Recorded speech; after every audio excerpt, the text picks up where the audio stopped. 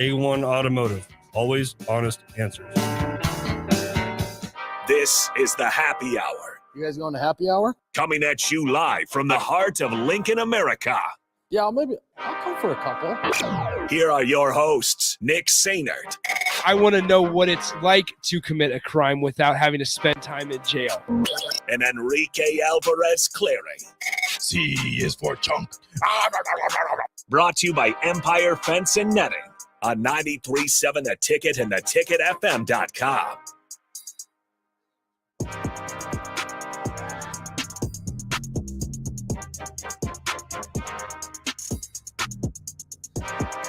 Welcome in. Happy Monday. What's the look for, Rico? Attitude. Are we starting this week off on the wrong foot here? Attitude. Rico, I just cleared my throat. You cleared your throat twice and looked at me the second time you did it. Here's the deal. All right? Watch it. So I cleared my throat and I thought, crap, did that just go over the air? And I almost looked at the mic like, thank you. It was a look of thanks that you did not turn on the mic yet. It was a look of thanks that you were slow at your job. Attitude. Slow at my job. Well, so this is 100% honesty here. I have 3 gobstoppers in my mouth, and I did not realize that we were starting the show already when I came back into the room after I just got the gobstoppers into my mouth. Well, have fun. So they're just in the side of my cheek right now. Have fun with that. But anyway, it is the happy hour. Happy Monday, folks. Nick Sainert, Enrique Alvarez, Clary hanging out with you guys. 402-464-5685, the Honda of Lincoln hotline. The Sartor Heyman text line, both those open for you guys the entire show today, as well as the Sartor Heyman Jewelers video stream, Facebook, YouTube, Twitch, and Twitter, all those avenues for you guys to connect and incorporate your thoughts into the show today. Love to hear from you. I'm sure there's a lot of people that have a lot of thoughts, and including Rico and myself. I did make my way down to Pinnacle Bank Arena for a short time for the beginning of the Husker women's basketball game. First game of the season. They're facing off against Omaha today. So, yeah, they don't want to be called UNO anymore, do they? No, they are Omaha. It is the Mavs, the Mavericks. The Omaha Mavs. The Omaha Mavs. And this is a team that you look at the scoreboard right now, and it is 58-21. Nebraska's winning. A lot to a little. And yes, you expected maybe this kind of outcome, but Omaha, it's not like they didn't win a single game last year. They were below 500. They had they were 7-19 overall last year. However, I looked at the starting lineup, Rico, and this was my initial thought, and it was funny because Mark said the same initial thought as I did when they sent out the starting lineup a couple minutes before tip-off, that Trinity Brady was starting. Now, if you pay any attention to basketball real quick, it is going to be a little more of a basketball show today because we have women's playing right now, men's playing tonight. We'll talk a little bit of both football and men's basketball with Steve Mark of Inside Nebraska. He covers the men's hoops for the rival site, so we'll talk to him here in a little bit. But they send out the starting 5, and Trinity Brady was playing, or was one of the starters. Starting at shooting. And I thought to myself, holy cow, they have experience on the bench here, but they're going to go with Trinity Brady, who's been here for a couple years and just has not been able to stave off the injury bug. But instead, I made the notes while I was at PBA, and this was early. And yes, it's first game of the season. I'm not trying to read too much into it. Nebraska women's basketball is ranked 22nd in the country, and probably for all the right reasons. Amy Williams, now in her 7th year already, has a squad that is at least 8 players deep. And I say 8 if you want to count Trinity Brady. Mm-hmm. If she's healthy, if she can stay healthy. Yeah. If she can stay healthy. And and when I say that they're 8 players deep that she feels comfortable about, that is 8 players with significant playing time in their career. Jazz Shelley, Izzy Bourne, Allison Widener, Alexis Markowski, Maddie Kroll the transfer from South Dakota, who was one of the best players on South Dakota's the Coyotes roster last year. Kendall Moriarty, who played a lot of time last year as a freshman. Kendall Coley, who's been here a couple years. Like I said, Trinity Brady, if you want to add that in there. Ani Stewart, who played a lot as a freshman last year as well. That's 9 players. If you want to talk about 9 deep. So there's a lot of excitement. Plus, on top of that, they're extremely dangerous. We saw the evolution of it last year with Alexis Markowski and Izzy Bourne. because going into last season, you didn't know how soon Alexis Markowski was going to be able to make her mark. You saw what she may have done at Pius in high school, but you don't always know how they're going to translate to the college game or how quickly they're going to translate to the college game. You don't really expect the dominant nature of somebody in high school to translate immediely to the college Exactly. game. And I mean, it wasn't right away for her. It did take her a little bit into the season, but once she got her feet under her, once she, was used to swimming with the Sharks in collegiate basketball, you saw how dominant of a force she could be and how much Nebraska would lean on her in situations where she was playing really well. So what's deadly about Nebraska's potential lineups on the women's side of things I'm talking about, and we'll get to the men's here in a short bit. What's dangerous about that is with Izzy Bourne and with Alexis Markowski, both of them can stretch the floor. Izzy Bourne can play the 4, and Alexis can play the 5 because she's just a little bit bigger than Isabel Bourne. And what's interesting now is Izzy Bourne started. She had like 7 points in the first quarter, I believe. She's up to 19 now. Yeah, I know she's leading the team in points right now, but like Alexis Markowski doesn't have to do it all every single game. And they have this really good inside-out game where teams have to worry about both of them when they come up to the perimeter to either set a screen or when they roll off of the screen. They have to keep them honest. They have to make sure that they stay with them on the perimeter because Alexis Markowski, Isabella Bourne, those two specifically, not afraid to shoot the 3. When your bigs can stretch the floor, that you've got the pick and pop, you've got the pick and roll, because both of them around the rim, and I'm believing that Alexis Markowski has gotten a lot better at that as well, finishing around the rim, because before for her, it was, going up. If she doesn't finish it, she's going to get her board and she's going to go up again, which extremely impressive. The way that she's able to bounce off the floor multiple times and get her own rebound and put it back up is extremely impressive. But I believe they've both gotten a lot better at finishing around the rim. As you said, they can both stretch the floor, so that helps out in those situations. And they're also surrounded by shooters. It seems as if every woman on this Nebraska basketball team can shoot the ball at a respectable clip, at a clip where you have to, respect the shot. You can't sag off of really anybody because they could make you pay. So here, I want to read a couple stat lines because Jazz Shelley was one of those players that we talked about last year as one that was taking control of the game or involving herself in the game in a multitude of ways that didn't always count in the scoring column specifically, if that makes sense. So Jazz Shelley's stat line today against Omaha, a team that they are winning, beating 72-25. 74-25. The thing hasn't.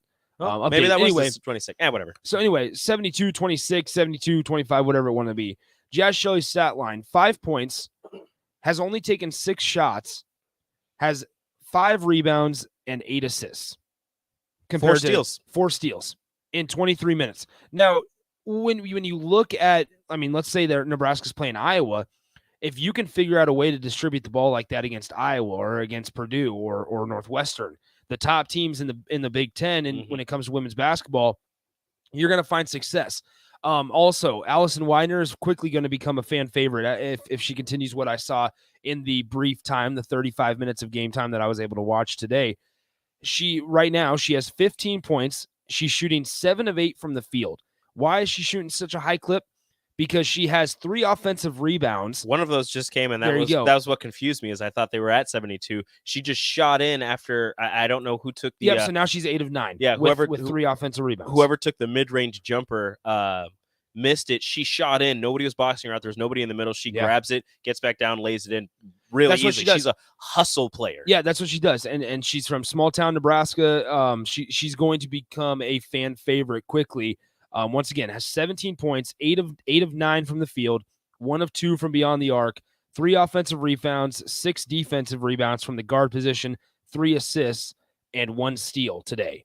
And Nebraska does a really good job of not fouling through 3 quarters now, because at the end of 3 quarters, it's 77-26.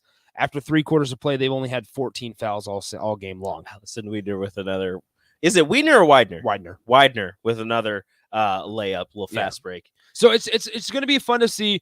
I plead you, especially for the folks that maybe don't pay attention to Husker women's basketball as much. This team is going to be a lot of fun to watch. We saw them kind of burst onto the scene last year. They had the undefeated start. and now they are getting the preseason respect that they earned last year. Now we'll see if they have a decently tough, or for a non-conference slate, they have a decently tough. They play some formidable opponents, and where in a time where Nebraska fans might be starving for some good basketball, it doesn't have to just come from the men's side of things. If you're looking for a basketball team who was going to hustle, who's going to make shots, is going to play really good defense, and just overall is just going to be a real joy to watch. If you don't think you're going to get that with the men's team, go to the women's games, because that's exactly what you're going to get. They're a hard-nosed team that is going to stay entertaining for the entire time. And look, if you like defense, they're here for you. If you like offense, they're here for you. They do a little bit of everything, and they're not afraid to put their bodies on the line and get physical down in the paint. And I know that's what a lot of people have been chiming for with the men is they're not physical enough. They don't get rebounds. They don't play defense. They don't do this. Well, guess what? The women do all of that. Yeah. All right. And so they win. They win. They win a lot of games. All right. 402-464-5685. The Honda of Lincoln hotline, the Sartor Hammond text line, both those open for you guys the entire show today. Before we have to get to Steve Mark of Inside Nebraska here in a couple moments, Rico, let's kind of break down Nebraska's game on Saturday, because it was a disappointing one. And I know there's been a lot of breaking it down on this various shows today. But I'll say this, for the second week in a row, and this is not surface level, I don't want to say that, but just from a 5,000-foot view, the most frustrating thing for me was, for the second week in a row, Nebraska went away from something that was working, and that was the running game.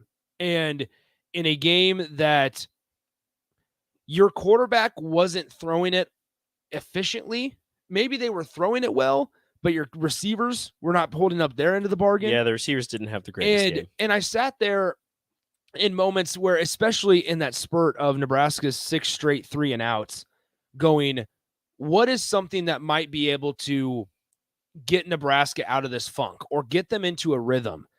And I don't really care who was playing quarterback at the time, if it was Chubba Purdy, if it was Logan Smothers, because Chubba showed us on Saturday, I believe, that he can run. He can use his feet. He's got wheels. But maybe happy feet at times in the pocket. I mean, it was he got a little too excited. Yeah, a little tangled up in the pocket from time to time. But you can't even say that it was due to the pressure. He was only sacked. Both quarterbacks were only sacked 2 times. There was pressure in their face a couple of times, but you heard, if you were listening to the radio broadcast, they were talking about how on the sideline, the coaching staff was or not the coach. Goodness gracious, why can't I remember his name? Raiola was a little bit upset with Chubba Purdy for not stepping up in the pocket, because there were multiple times where the offensive line gave him a clean pocket and a place to step up, and instead of stepping up, you had him rolling right or rolling left, trying to get away from the pressure, where if he would step up in the pocket, he would avoid the pressure and have a clean passing lane to see and attempt to get the ball to the receivers. But, you had that. You had the quarterbacks rolling out and trying to make something happen. The receivers dropping passes left and right. That was just especially for your head coach as your receivers coach, I can guarantee that was not a fun meeting on Sunday. It was almost like in the middle of those 6 3-and-outs in the third quarter, Rico, I sat there and if you go 3-and-out 2 times in a row, all right, whatever, it happens. Minnesota's defense, Big Ten West defenses as a whole, just from an overlooking standpoint, pretty solid, pretty disciplined usually. All right. So it's going to happen. You're going to go 3-and-out. That's the best third down defense in the Big Ten, right? You're right. Yes. Especially with a backup quarterback in that does not look comfortable and with an offense that you don't really know what you want to do on offense from an identity standpoint. But the drives following the first couple 3-and-outs, the third drive, the fourth drive, the fifth drive, to continue to do things that haven't been working not only in the entirety of the game, but in recent drives, to stick with that and not be willing to make a change in what you want to do on offense or what you're attempting to do on offense. It's insanity. It is. That's the only word that I can think about is the doing the same thing over and over and over again and expecting a different result. Insanity. Everybody knows the definition now, especially if you're a Husker football fan, unfortunately. But I sat there And if you want to run or if you want to pass the ball a ton, that's fine. If you want to pass it when you're up 10-3 because you think that's your best way to not only win a football game, but control the clock and figure out a way to score points, that's fine. But when it's not working, maybe you need to set up the pass by running. Just because you run it one drive consistently like they did in the first quarter where Anthony Grant had 10 touches in the first quarter alone, doesn't mean that just because you give him 5 touches on one drive in the third quarter that you have to abandon the pass game. There's such a thing as complementary football, and it seems like this staff and the play caller, Mark Whipple in this case, doesn't really feel comfortable trying to figure out a way to have complementary football. Complementary football does not need to be 50-50. You can have a pass-heavy offense, but if you have a guy like Anthony Grant in the backfield, who over the last 2 games, in each game the last 2 weeks, has averaged over 5.1 yards per carry in the first 2 quarters, and then you completely abandon him and the running game in the second half, it is insanity to expect to win a game. When you win in with the lead in both games in the half, but then the second half, you go away from it and you lose. Minnesota was 0 for 32 in a game where they trailed by 10 points at any point during the game. There is a pattern here. There's a pattern and a formula to win football games in the Big Ten. And it's frustrating. Now, I could say that Minnesota's defense did make some adjustments and stepped up and was shutting down the Nebraska running game and the Nebraska passing game.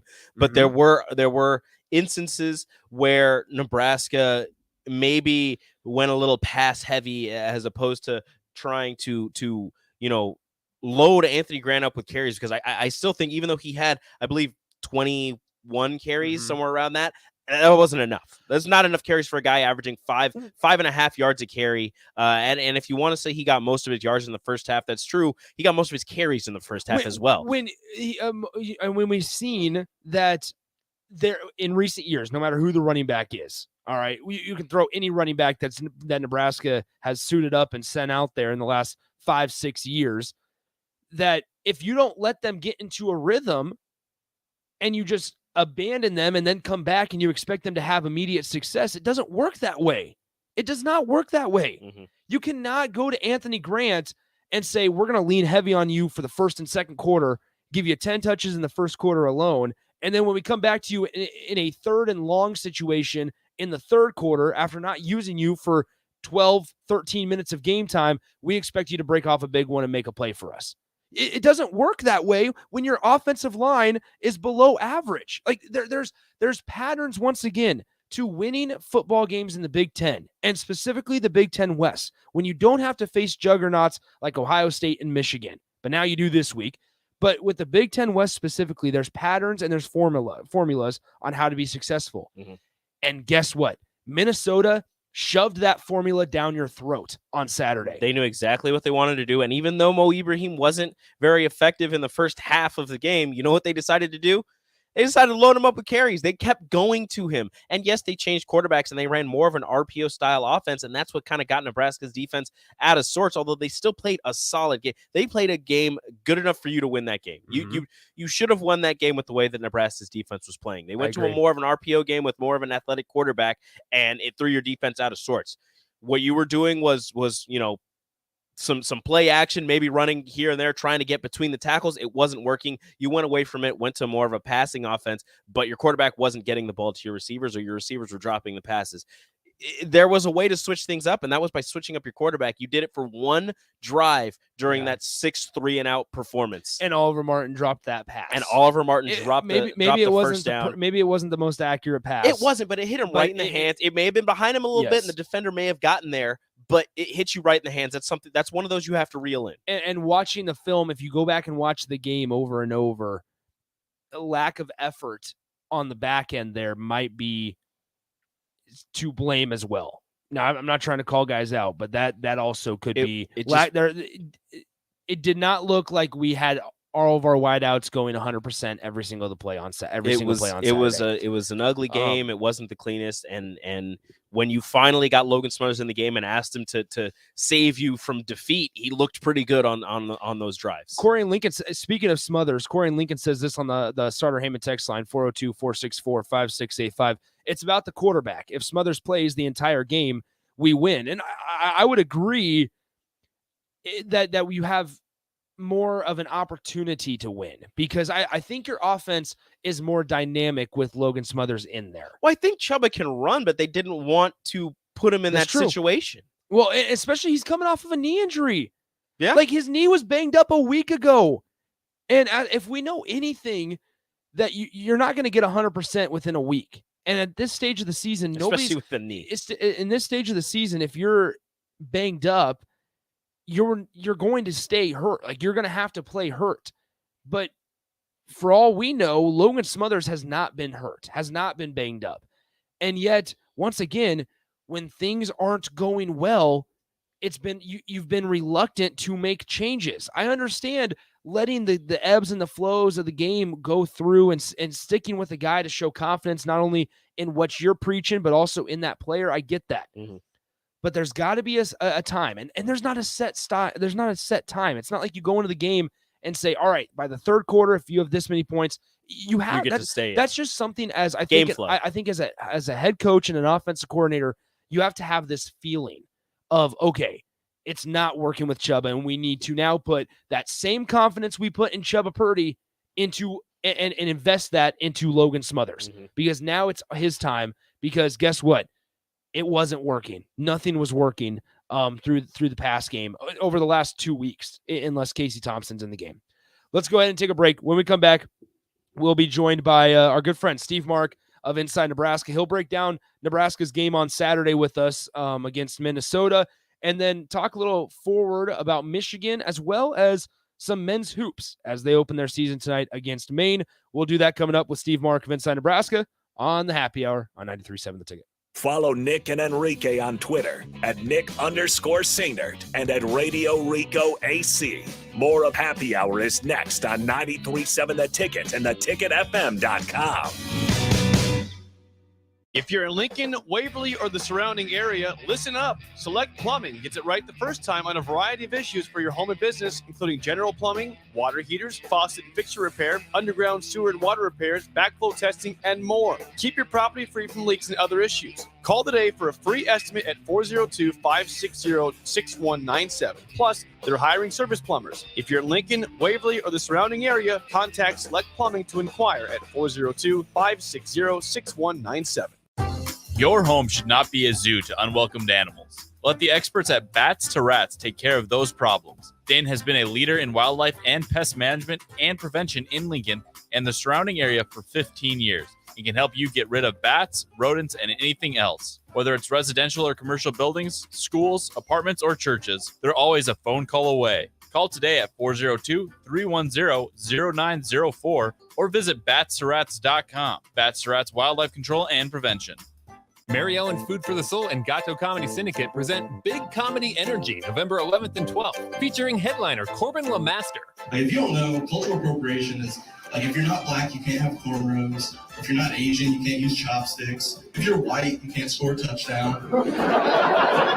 4 shows November 11th and 12th at 7 and 9:30 at Mary Ellen's at 27th and Pine Lake. Tickets are $15 in advance or $25 at the door. For more information, find the event on the Mary Ellen's page on Facebook. If your home isn't delivering the year-round comfort you expect, call the experts at Bryant. Warm and cool, comfort and confidence. Bryant Air Conditioning and Heating. Call 467-1111. Hey, it's Nicklin Hames from Nebraska Volleyball. I hate wasting time in practice, and I want to help you stop wasting your time when you're looking for an electrician. High Electric has been serving the area for over 30 years for both residential and commercial properties. They are experts in everything like remodeling, new additions, hot tub installation, and more. And they take jobs from Beatrice to Omaha and all towns, big or small, in between. Call them today at 402-466-6606 or learn more at high-electric.com. Get an immediate look back at the game from the people who know it best. It's the Tanner's post-game show and the final word live from Tanner's Bar and Grill at 30th and Yankee Hill.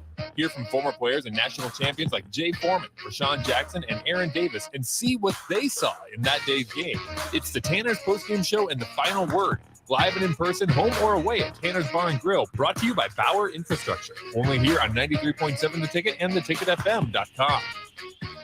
Bagels and Joe has a brand new location in Seward, and it's open for business. Get ready for the fall with pumpkin chocolate chip muffins, pumpkin cream cheese, and a pumpkin pie smoothie. Don't forget their delicious breakfast burritos and sandwiches, and grab a business box of bagels for the work crew. Bagels and Joe, with 4 Lincoln locations and now in Seward. 93.7 The Ticket, Fox, KFXL weather. Brought to you by Bryant Air Conditioning, Heating, Electrical, and Plumbing. Your Lincoln forecast today, mostly sunny skies and windy. We'll see an afternoon high of around 55. Tonight, increasing cloud cover. We'll be staying windy, though, at the low of around 42. And tomorrow, a chance of showers, and it'll be windy again. Temperature's much warmer, though. We'll see a high around 71. I'm meteorologist Kyle Tucker for 93.7 The Ticket and theticketfm.com. Chances are you haven't started thinking about holiday shopping yet. Chances are your holidays will be much less stressful if you could do all of that shopping in one place. Chances are you can have all that shopping done today with the help of Beatrice Bakery. Pick up Grandma's fruitcakes in sizes all the way up to 5 pounds, and you can sit back and relax this year. Order now at BeatriceBakery.com or buy them here in Lincoln at the From Nebraska gift shop at 8th and Q. Beatrice Bakery, welcome to our world of yum. I grew up hearing that women are bad with money, but like many of you, I spent years paying bills, managing checking accounts, and taking care of my family. So turns out women are pretty good with money after all. And now I'm taking control of my financial future by saving for retirement. It's never too late to start, and there's a great website to help you. Check out WeSaySaveIt.org and jumpstart your retirement savings on your budget and your timeline. That's WeSaySaveIt.org. Brought to you by AARP and the Ad Council. You're listening to The Happy Hour with Nick Sainert and Enrique Alvarez Clary, presented by Empire Fence and Netting on 93.7 The Ticket and theticketfm.com.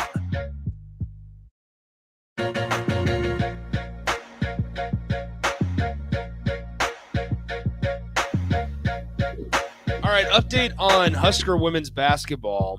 1:26 to go in the fourth quarter. Nebraska leads Omaha 97-36. Get to 100. So we'll let you know if they hit the century mark. We will do that. Is there anything special if they get to 100? Do they do like a thing? Nah, maybe it used to be. I don't know. I remember when Nebraska men's basketball used to do like the free runs or whatever. Dude, Maddie Kroll is on fire right Maddie now. Kroll is playing well. The transfer from South Dakota, 15 points, 6 of 8 from the field, 3 of 5 from beyond the arc. It's good stuff right now for the Husker women's basketball team. She has the most threes made on the team, just cashing it home from deep. Yeah. All right. Let's go to the Honda of Lincoln hotline. Oh, they hit the century mark by guess who? Maddie Kroll. Of course. She hits a 3. She's now up to 18 on the night.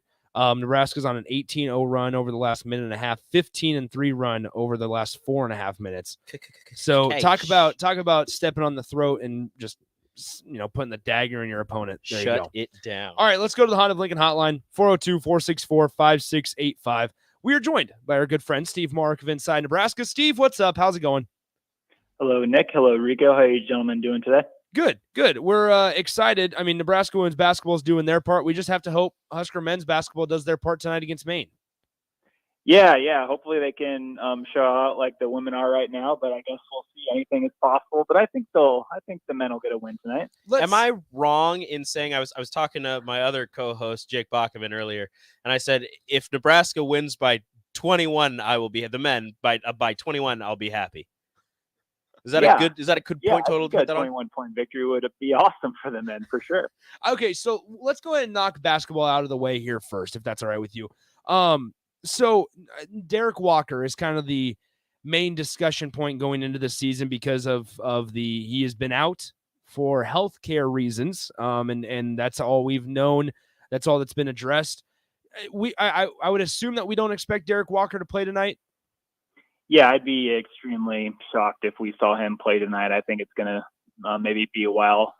It's just me guessing. I don't know anything, but just from going off of what Coach Hoiberg has said about Derek and just the overall vibe around the program, I think the Husker men's basketball team will be without their sixth-year center for maybe a few games or something like that. I just don't expect them to be out there in the early parts of the season, I guess. How much of a detriment is that to this program that Fred Hoiberg, if you're looking at it from a coaching standpoint, you need wins to save your job right now.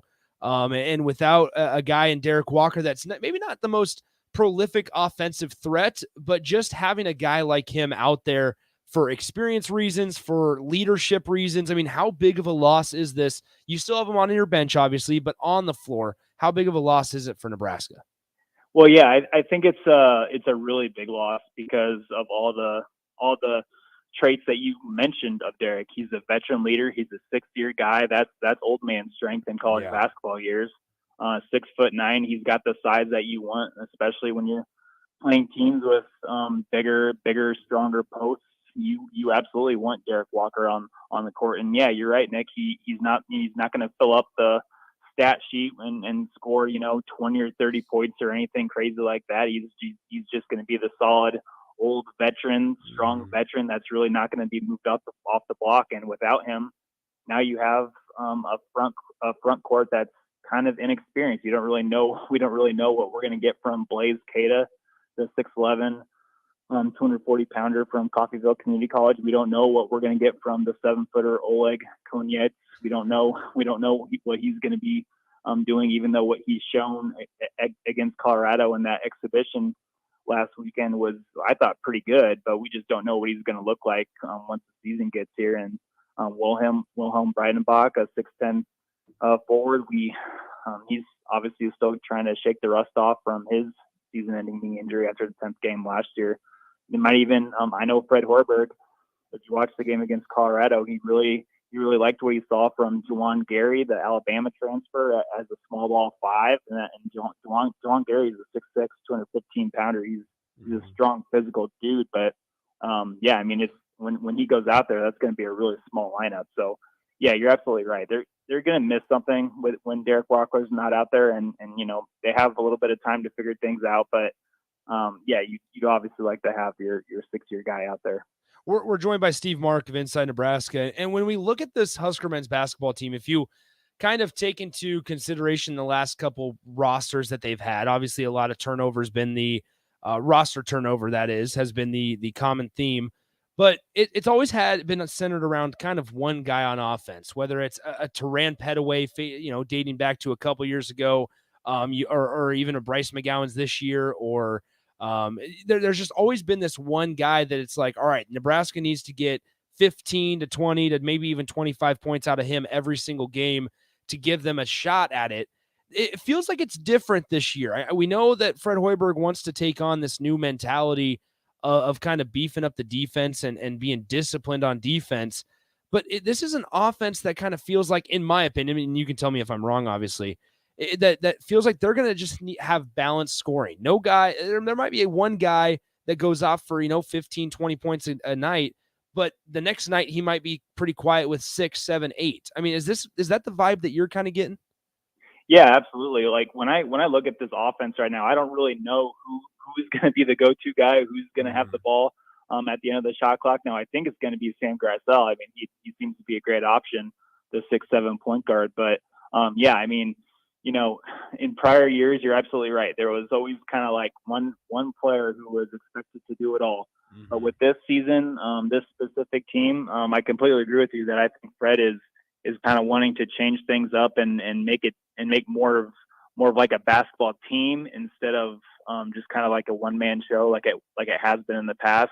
And, that sometimes that works in college basketball, but at Nebraska, I just don't think that that's really the right way to go about it. But yeah, I mean, and I think, the way this roster has formed, the way it's come together, and from what Fred Hoiberg has talked to us about, I just think that, on any given night, it could be somebody different who's kind of leaned on offensively. And again, that could be scary at some points because you don't really know who's going to be doing that. But I think it also could be good for this program as a whole because, it maybe will force them to be more of a basketball team, just like it's just not really relying on one person and having him and hoping he kind of scores everything. I think playing more of team basketball might do this program good and will help the fan base get in with this team and maybe kind of root for him harder and all that stuff. So Yeah, I mean, I could see Sam Gressel being that guy at the end of the shot clock. When the defense is hunkered down and everybody's kind of waiting for somebody to make a play. I think Sam Gressel could be that guy, but it could also be C.J. Wilson. He's a catch and shoot guy that I really like. It could be. I know he didn't really shoot the ball well last year, but Keisei Tominaga is another catch and shoot guy. You'd like to have Derek Walker out there, but Juwan Gary showed some really, really good stuff in the exhibition.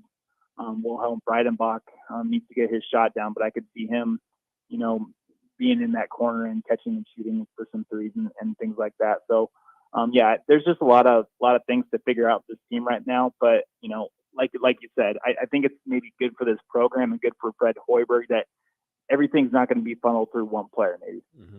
So we're joined by Steve Mark of Inside Nebraska. Let's make the transition to football. Nebraska blows a 10-point lead on Saturday to the Minnesota Golden Gophers. I mean, there's been a lot of talk around this offense and the decisions obviously to keep Chubba Purdy in at times rather than go with Logan Smothers, and maybe decisions to pass the ball when you're up 10 points or even up 7 points when Anthony Grant was averaging over 5 yards per carry. I mean, what were your just general takeaways? And if you can point to a couple things or even just one thing, what was the most frustrating thing that you kind of took away as you left Memorial Stadium on Saturday? Well, the biggest thing that I took away with, I think a lot of people kind of share this frustration, is just the quarterback situation. So if Casey Thompson can't play and his right arm is still working back to full strength, that's fine. But, in my opinion, Chubba Purdy, Mark Whipple, and Mickey Joseph should have seen Chubba Purdy was not seeing it correctly. Again, he wasn't seeing it right. And for them to keep trotting him out there, I thought that was a wrong move. I thought that Logan Smothers needed to play a lot more against Minnesota. And I think he should have played a lot more against the week before and against Illinois too. But it's just the Chubba Purdy that I watched in 2020 and his lone start at NC State in a really tough road environment as a true freshman is not the same Chubba Purdy that I'm watching right now. I don't know what went wrong, but it's a different quarterback that I'm watching. He's not throwing it the same way. The ball does not look the same way coming out of his hand right now as it did a couple of years ago in 2020 when he played at NC State. So I don't really know what the issue is with Chubba, but it's not working in my opinion right now. He's not seeing it, just like Mickey Joseph said after the game. He's not seeing it right now. He's not seeing the coverages. He's not understanding what the defenses are trying to do to him, and that's bad.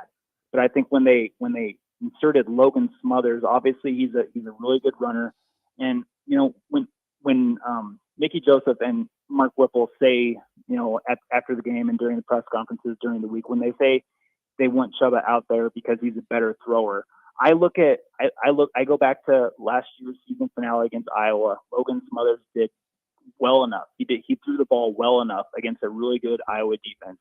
And on against Minnesota, I think he showed that he could be good enough as well. He threw that gorgeous pass. It was the best pass of the game down the sideline to Marcus Washington, who made an incredible NFL style catch, getting that 1 foot down. Of course, you need 2 in the NFL, but I just wish that they maybe would have taken Chubba out a little bit sooner and gave Logan more of a chance. Now, Steve, I agree with you that Chubba wasn't seeing the ball or wasn't seeing the passing lanes or the receivers all that well, but the receiving core, the tight ends, the people catching the ball didn't do him or Logan any favors. What was your takeaway from the guys who were supposed to be catching the ball? Yeah, excellent point, Rico. I mean, Chubba did not have a great game, but Chubba also had some really key drops on catchable passes that he threw. I think Travis Vokolek had 2. Travis Vokolek's first one in the end zone almost got picked off by a Minnesota safety. But if you're a Division I tight end, I think you're kind of expected. That was a tough play because I know I've been in that situation before where you're trying to catch something that somebody almost swats down and it's a difficult catch. But in the second half, in the third quarter, I think it was, Chubba threw a great seam pass on a 3rd and long to Travis Vokolek, and again, he didn't come down with it. Those are brutal drops. Logan Smothers, on his one series that he got on a 3rd and 3 in the third quarter, he rolls out to his right. Oliver Martin is open on the speed out. The pass is a tick behind, but come on, guys, it's Division I football. This is the Big Ten. Oliver had 2 hands on it. The defender never touched the ball. Oliver Martin needs to come down with that pass, in my opinion. So those are just some brutal drops. And of course, everybody knows the Trey Palmer one on 4th down on Nebraska's last series of the game. These quarterbacks are giving these receivers opportunities to come down with the ball, but obviously they're not really making the plays. So it's not just all on the quarterbacks. Yeah, the receivers need to make plays too. So there's just a lot of issues right now with offense.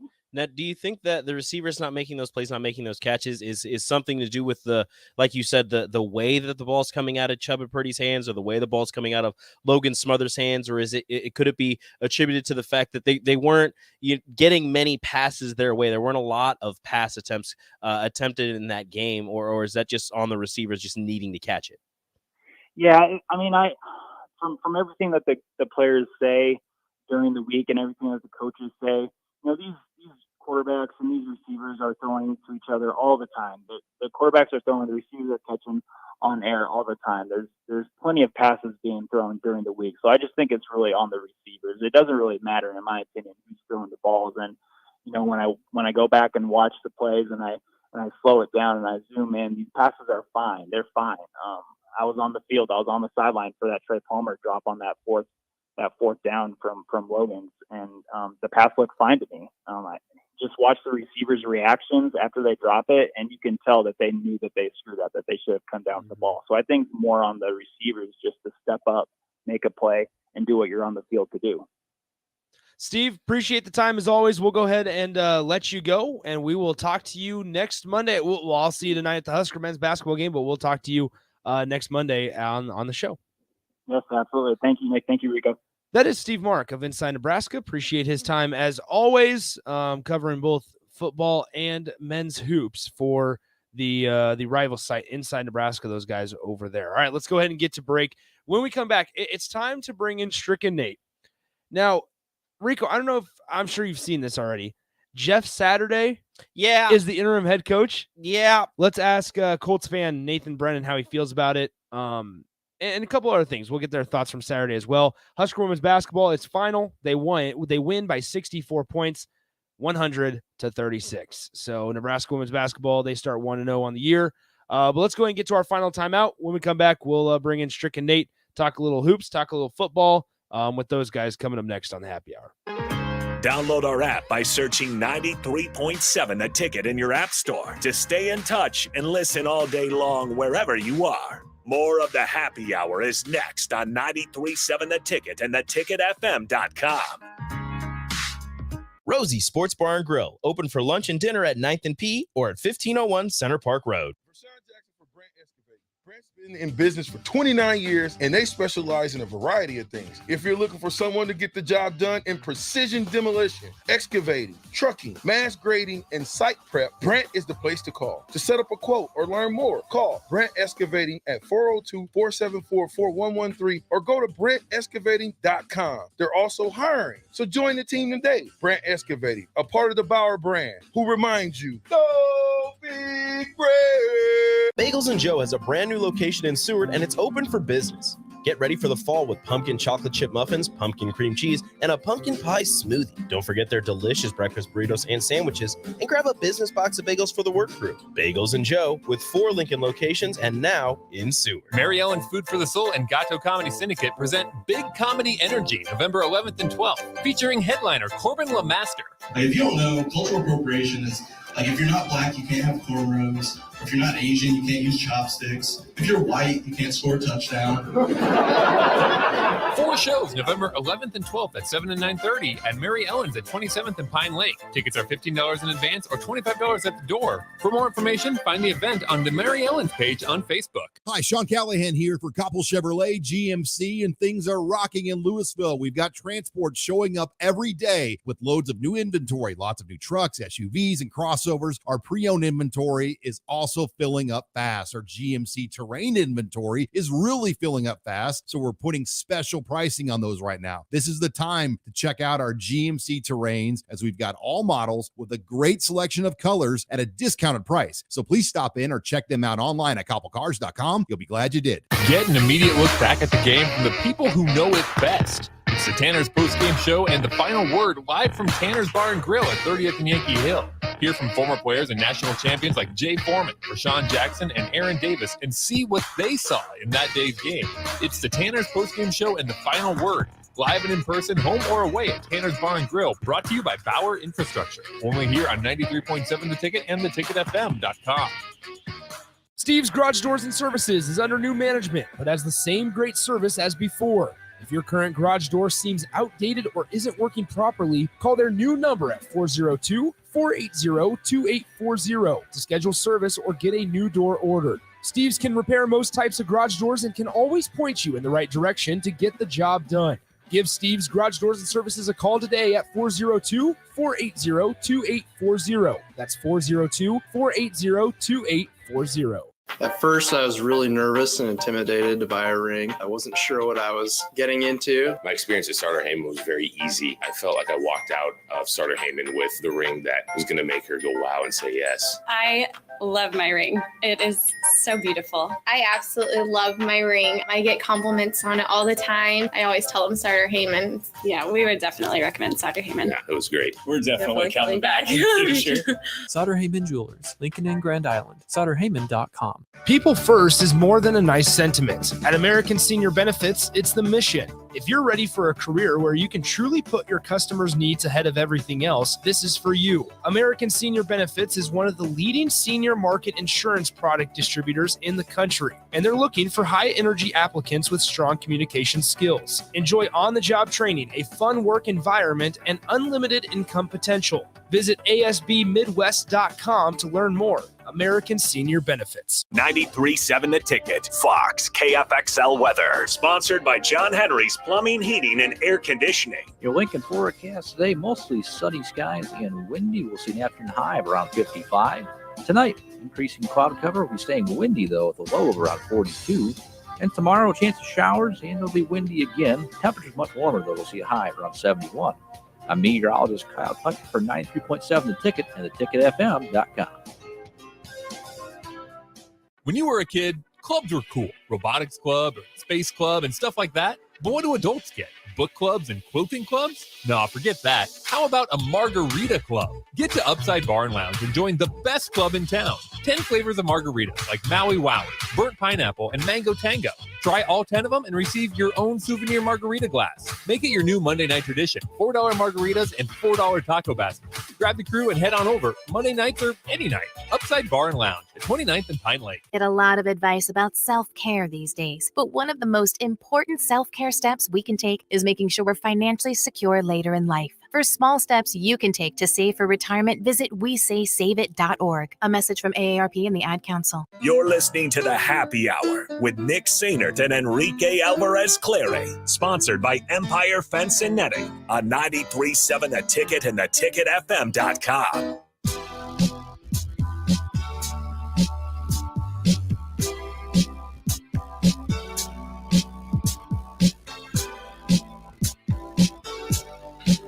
All right, we're back here on the Happy Hour, 93.7 The Ticket, theticketfm.com. We probably should disclose this, as this one might get a little heated here. Oh, this one's gonna get testy. This one might get a little heated. This one is gonna get testy. And I'm gonna keep myself composed. I got a lot to say. Really? But me and Strick will break it down. I'm gonna keep myself composed. Because is this involving your tweet? Yes. Okay. Can we start talking about it? Because you and I got into it a little bit. We did not even but get into it. I didn't even see your tweet. I'm upset. The reason I don't want to do too much of a crossover because I just need like 10 minutes to just rant.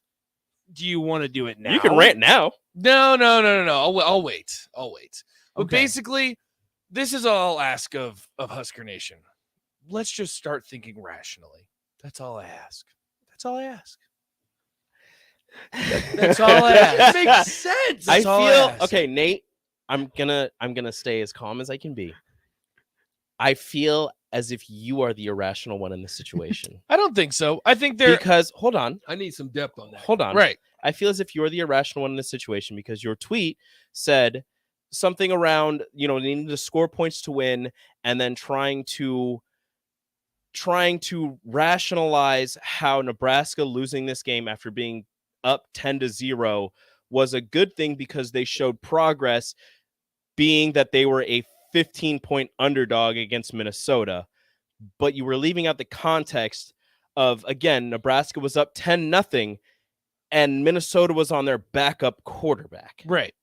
And you allowed them to come back and win the game while also going 3-and-out 6 straight times, not switching your quarterback despite not seeing any type of progress with the starting quarterback that you decided to start the game with, having a running back who was damn near at 100 yards in the first half, go radio silent in the second half, having a receiving core who couldn't catch a cold or couldn't catch the ocean if they fell out of a boat. Easy, Rico. Woo! They were terrible. And they will tell you the same thing. They were upset with themselves.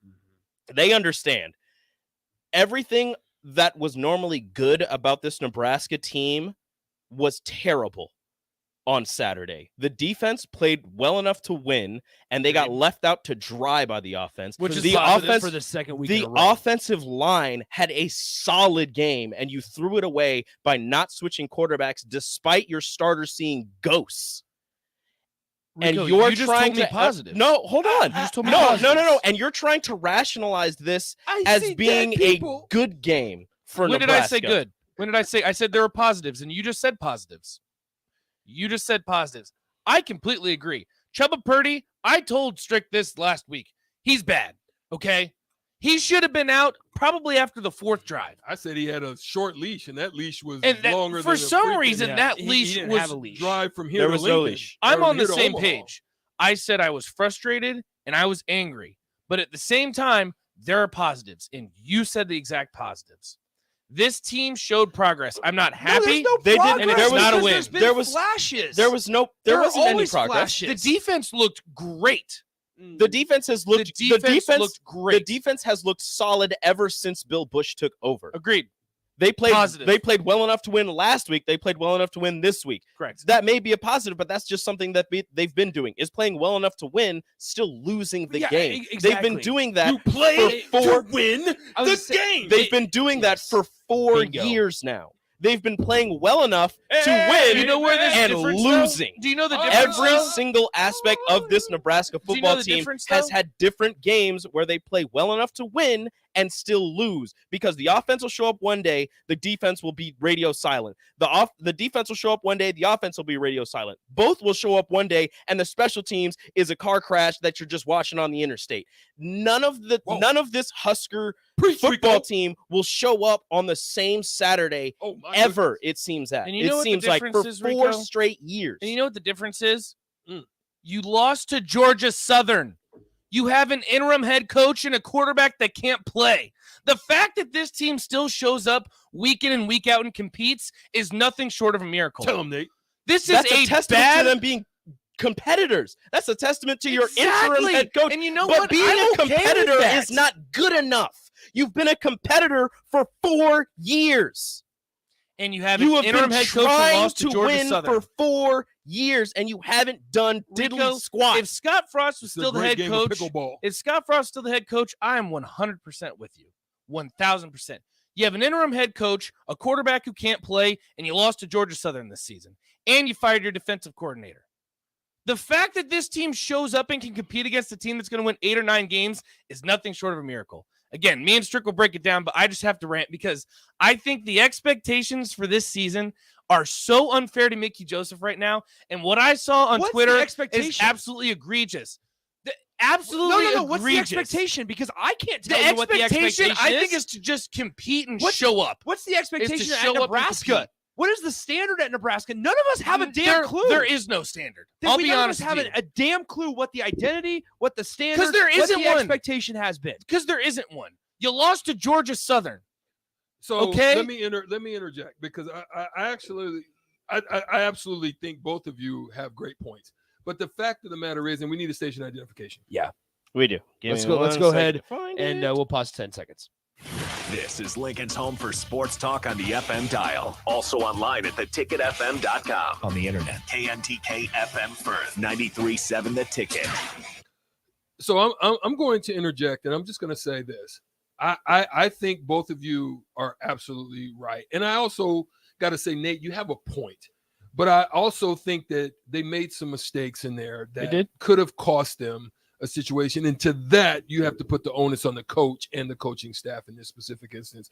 Because when you have 6 in a row, leaving your defense out there to hang on a line to dry in the burning heat, I still think that's a travesty. And that's a mistake that you have to attribute to Mickey on, unfortunately. And the coaching Because staff made mistakes. They need look, and listen, Smothers had a few drop passes, Purdy did too in the end zone. They had situations to which they could have won that game. But here's the thing, and this is not on Bill Bush. Guys got to, I don't care how tired you are. There's come situations where you're just absolutely spent. But I'll tell you, in those situations, especially in basketball, we need one freaking stop. And we get this stop, we rebound this ball, we can win the freaking game. That's what it came down to. Even at the end of the day, we need a freaking stop. And they let a guy who they knew was going to get the freaking ball, could not do anything to stop the man. And look, you never want to leave it at the end of the game for that situation. There's all types of stuff that builds up to that. So I have to agree that, Nate, you do have a good point, but also you guys are absolutely right. There are things out there that you just can't say because there is no standard that has been established. But I also think the standard for Mickey, it's tough to place a standard on him, being that he also took on. I think it's tough. Bingo. And I agree with that because it's unfair. Whoever the next head coach is, they're going to have the last 7 years looming over their head. Bingo. And that's unfair, but that's the way it is. Not at Nebraska, halfway through a Auburn, season, everywhere. Halfway through a season. Yes. With an there's interim head no coach. expectation with Mickey. There's no expectation. You obviously have an expectation. You can go look on Twitter right now. Why? I Because tell you, we're there's pissed that plenty they of didn't run the expectations. ball when you're running back There at are plenty, 5.5 yards. and I said that I'm pissed too. And I said that actually, if you read it specifically, I said I'm frustrated and I'm angry too. But let's think about this in reality. You have an interim head coach. You were 1-2. You fired your defensive coordinator. Half the guys on defense now are freshmen. Like, let's look at this rationally. But think about this in reality. About this you had hold on. We're talking about this from a big picture perspective. If you're Nebraska, you have nobody to blame but yourself. Because you are the reason that there's freshmen playing on offense and on defense. You're the reason that the development has been booty cheeks the last 7 years. How's it Mickey's fault? It's not Mickey's fault. Okay.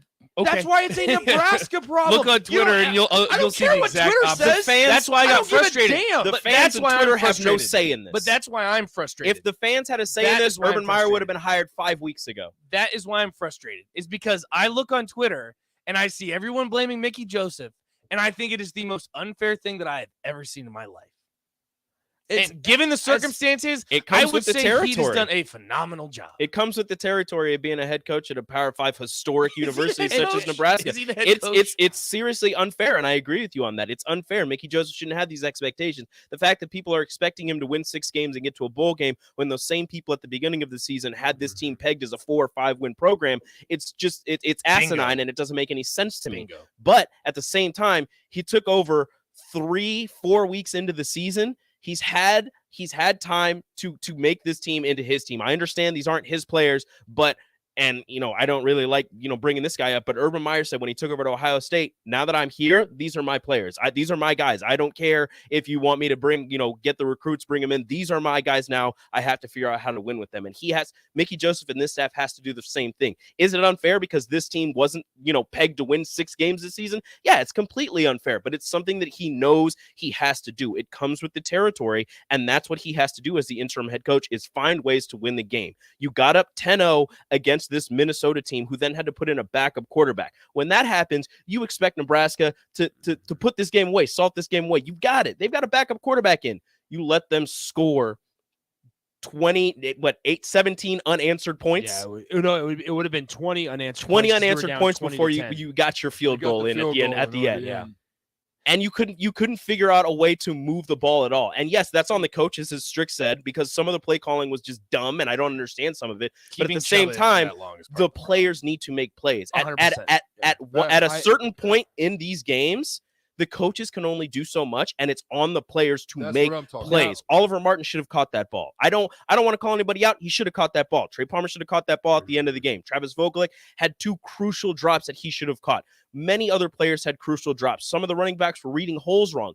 Everybody is to blame for this game. Nobody is coming away from this scot-free. So the issue is on everybody. The onus is on everybody. You got to go into this next game and, do your best in the big house, because you're not going to, you're going off of, blowing a 10-point lead. And now you have to go to the number 4 team in the nation. Have fun. We'll get out of here in a second. It's as unfair as it is. And we all 4 of us agree, and a lot of the listeners will agree as well, that it's unfair that Mickey's getting judged off of this roster in this season. But we also don't know everything that's going on behind the scenes. And Trev Alberts, as much as fans want to think that he's listening to them, he's not.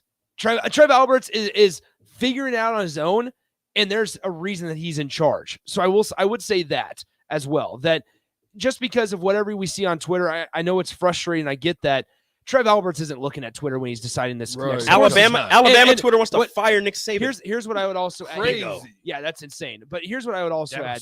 As much as unfair as it is, that is where we're at with college football as a whole. Not even just Nebraska. It's wins and losses. Whoever the next head coach is, if they only win 3 games next year, you're going to say, well, maybe it wasn't as bad under Mickey Joseph as we thought. Or if Mickey Joseph wins 3 games next year in the first year, it's going to be, maybe we should have never let Mickey Joseph.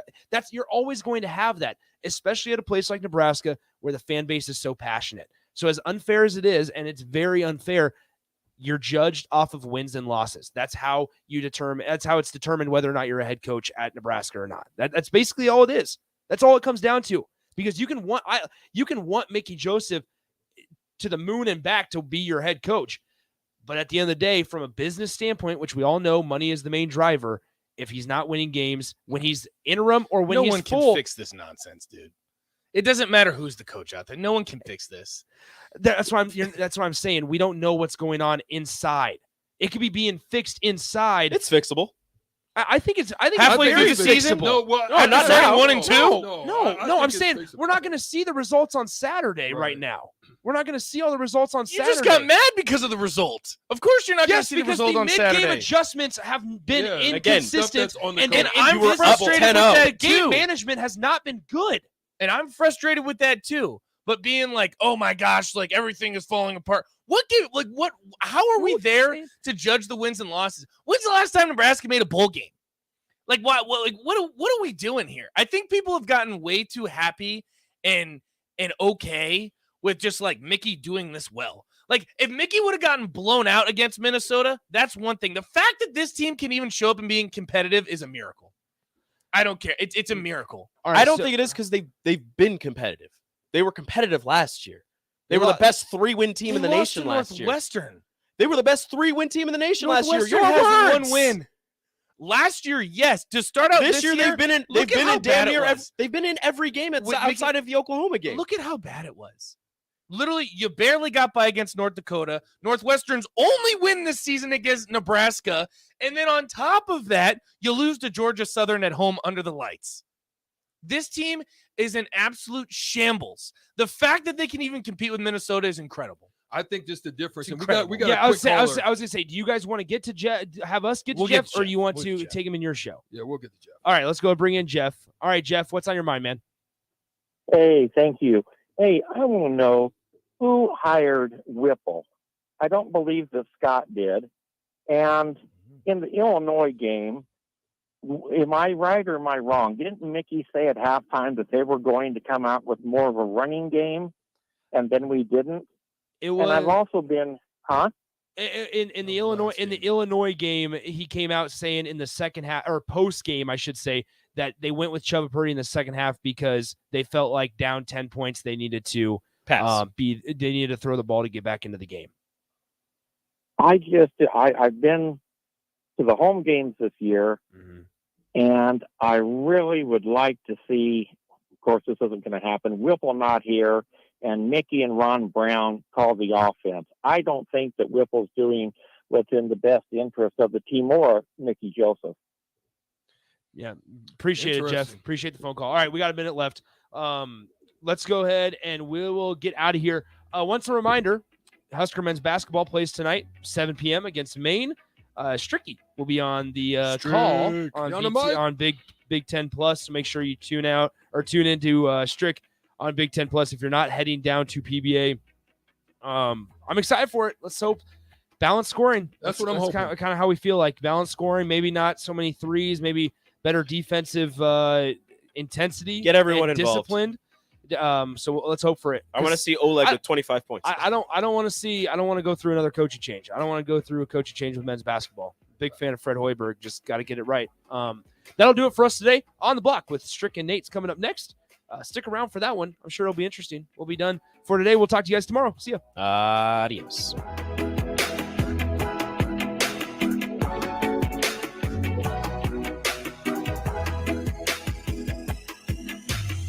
Steve's Garage Doors and Services is under new management.